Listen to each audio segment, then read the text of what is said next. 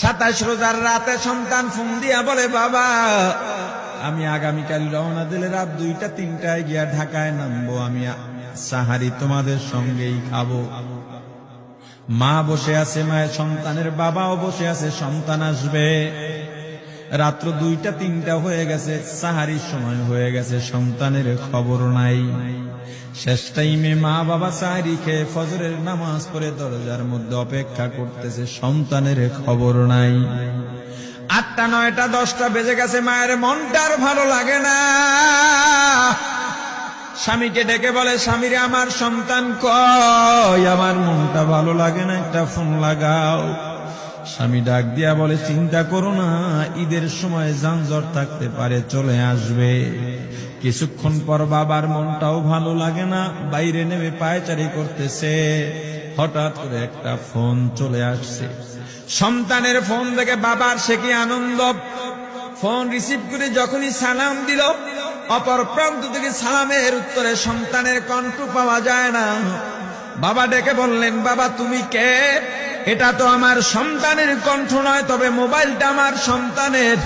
ওপার থেকে ডাক দেয়া বলে, আপনি কি এই লোকে, এই মোবাইলওয়ালার বাবা? বলে, হ্যাঁ। আপনি এখনো বাড়িতে কি করেন? আপনার যেই সন্তান ঢাকা থেকে গাড়ি নিয়া 2500-এর দিকে রওনা দিয়েছিল, ওই গাড়িটা 2500 পৌঁছতে পারে নাই। পথিমধ্যে সংঘর্ষে রাস্তার মধ্যেই অনেকগুলো মানুষ মারা গেছে, অনেক যুবকও তার মধ্যে আছে। রাস্তার পাশে সাদা কাপড় দিয়া ঢাকা। দেখেন আপনার সন্তান এই লাশের মধ্যে আছে কিনা। মোবাইলটা আমি রাস্তার পাশে পড়ে পাইলাম। বাবা পাগলের মতো একটা দৌড় দিছে। মা মনে করছে সন্তান বুঝি কাছাকাছি চলে আসছে। অন্যান্য সন্তানদের ডাক দেয়া বলে, তোরা কে, কোথায়, এদিকে আয়, তোদের ভাই বুঝি কাছাকাছি আসছে। আমার কলিজার টুকরা সন্তান, তোর বাবা যে আগায় আনতে গেছে, তাড়াতাড়ি নতুন চাদর বিছা, বালিশের কভার গুলো খুলে নতুন কভার লাগা, পানি গরম বস, আমার সন্তান এসে গোসল করবে। আহারে সবাই ফুলের মেলা, ফুলের তোড়া নিয়ে অপেক্ষা করতেছে। 4টা বছর কলিজার টুকরা বাড়িতে নাই, বিদেশ থেকে আসবে। বাবা স্পটে গিয়া দেখেন অনেকগুলো লাশ সাদা কাপড় দিয়া ঢাকা।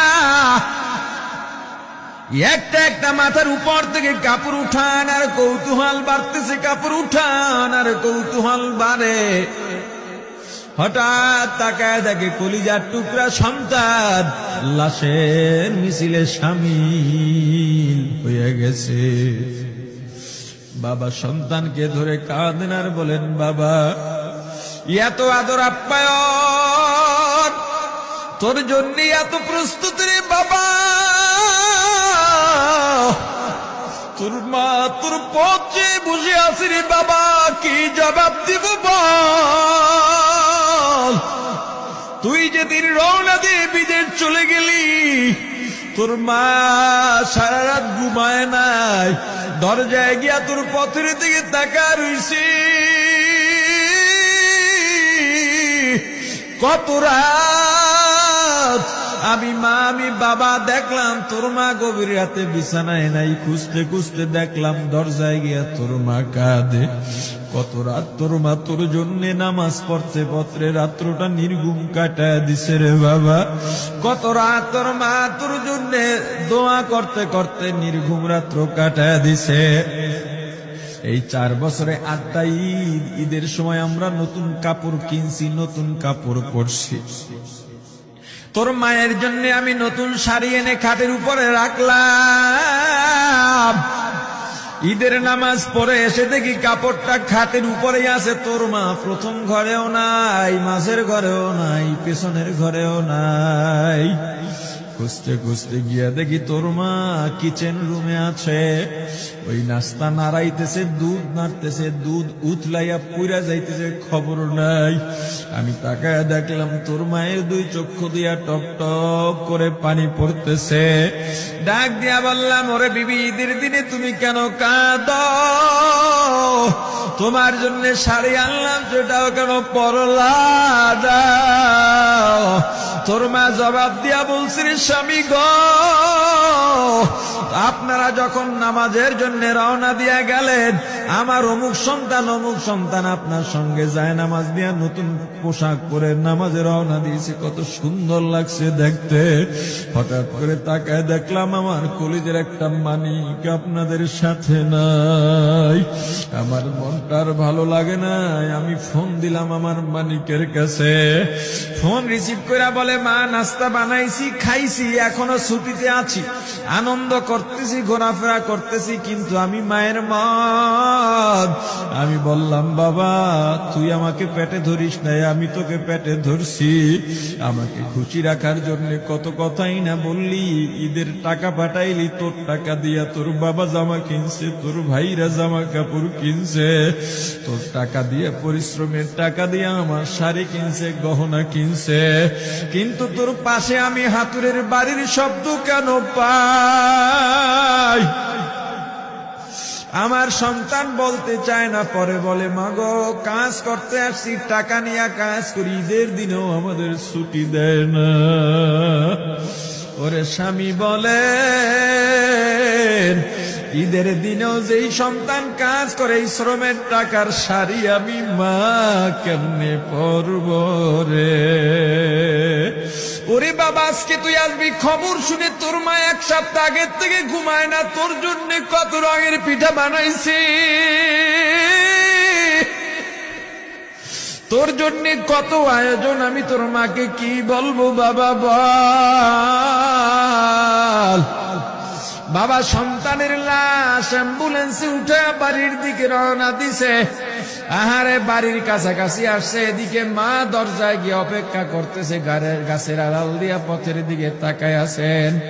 দেখেন একটা গাড়ি আসতেছে, মায়ের সে কি আনন্দ, বাড়ির মধ্যে দৌড় দিছে, তোরা কই তাড়াতাড়ি আয়, ফুলের মালাগুলা নিয়ে আয়, গাড়ি এসে পড়ছে।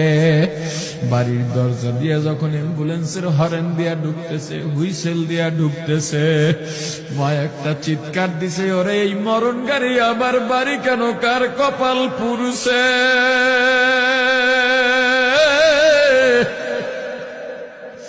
অ্যাম্বুলেন্সের দরজা খুলে তাকায় দেখি কলিজার টুকরা সন্তান এমন ঘুমাইছে, আর জীবনেও উঠবে না। মা কাঁদেন আর বলেন, ওরে বাবা এটা তোর বিছানা নয়, নতুন চাদর বিছাইছি। বোন কান্দে আর বলে, ভাই আরে তোর জন্য ফুলের মালা পরাইছি, ফুলের মালা বানাইছি, একটু মালা পরাবো। মা ডেকে বলেন, রে সন্তান, 4টা বছর আমি তোর মা ডাক শোনার জন্য অপেক্ষা করছি, তোর জন্য গরম পানি করছিলাম, গোসল করবি, সেই গরম পানি যে তোর জীবনের শেষ গোসল হবে বুঝি নাই। ওরে পর্দালের মাগো, আর কোন ভাষায় বুঝাইলে বুঝবারে মা, দুনিয়ার জীবনটা ক্ষণস্থায়ী, এই দুনিয়ায় নাফরমানি করা যাবে না, এই দুনিয়ায় নাফরমানি করা যাবে না, অহংকার দেখাবার কিচ্ছু নাই, এই দুনিয়া ছেড়ে যাওয়া লাগবে। আল্লাহ এত দয়া করছেন, মায়া করছেন, ওই আল্লাহর সঙ্গে নাফরমানি করো না রে ভাই, ওই আল্লাহর নেয়ামতের অশুকরিয়া করো না, আল্লাহর নেয়ামতের শুকরিয়া আদায় করো, দুনিয়ার সব মোহ ত্যাগ করো, দলের মায়া ত্যাগ করো, দুনিয়ার মায়া ত্যাগ করো। এ আওয়ামী লীগ বিএনপি যারা করো, ক্ষমতায় যারা বারবার যাও, ক্ষমতায় তোমার দল গেলেই তুমি দাপট দেখাও, যুবকরে তোর 2টা পা ধরা লাগলেও পা ধরো রে ভাই, এই ক্ষমতা কিচ্ছু না, দাপট কিচ্ছু না, ওই কিয়ামতের ময়দানের নাজাতের চেয়ে বড় দাপট আর কিচ্ছু নাই। আল্লাহ রক্ত দিছেন, আল্লাহ জীবন দিছেন, আল্লাহর এই রক্ত আর জীবন দুনিয়ার কুফরি পুঁজিবাদী কুফরি গণতন্ত্রের জন্য দিস না, এই রক্ত আল্লাহর জন্য রাখ, এই জীবন আল্লাহর জন্য রাখ। আমার রাসূলের সুন্নাত দিয়া নিজেকে মোড়াইয়া নে, নিজের জীবনটা গড়াইয়া নে, ওই পরকাল হবে তোমার আমার জন্য মহা শান্তির জায়গা।